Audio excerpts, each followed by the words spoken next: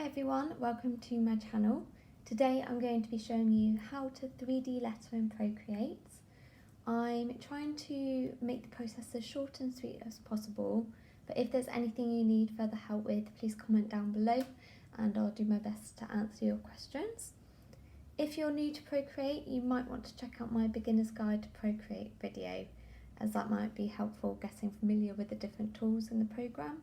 Now, 3D lettering might seem fiddly at first, but the way I think of it is as being broken down into 4 stages.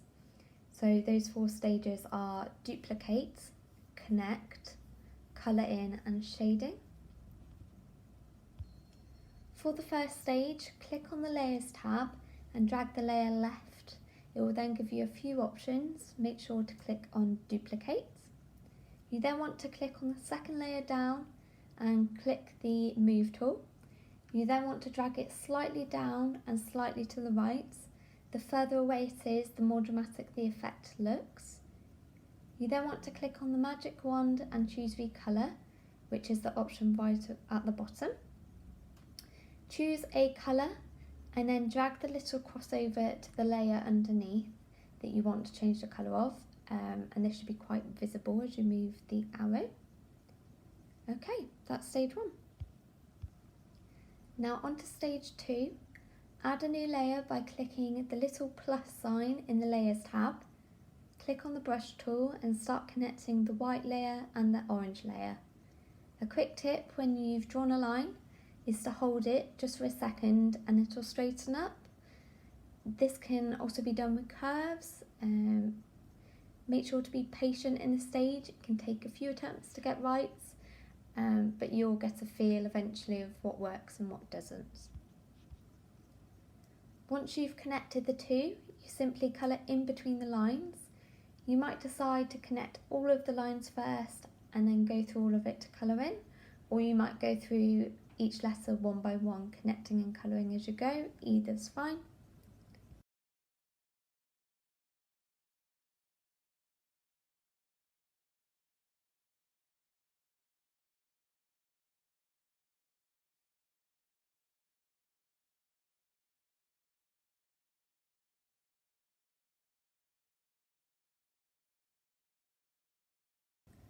Finally, onto stage 4, click on the colour tool and choose a colour that's very slightly darker than the one you currently have selected, and then reduce the opacity to 20%.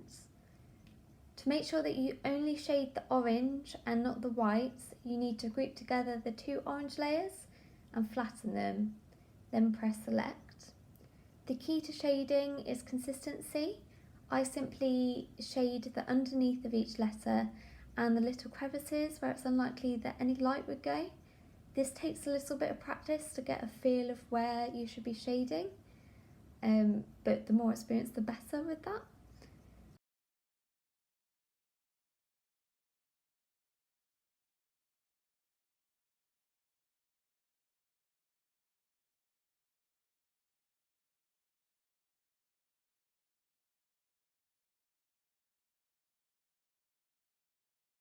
One last thing I want to show you, if you have a letter that uses a dot, such as an I, you don't want to draw to connect these, as it can look a bit silly because it looks more exaggerated than with the other letters.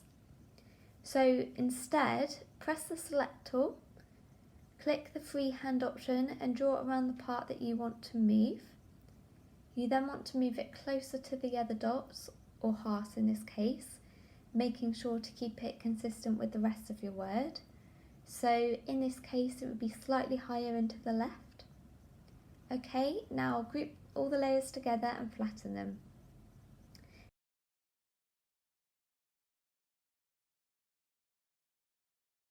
If you want to straighten the dots, use the select tool again and drag it where you want it to be.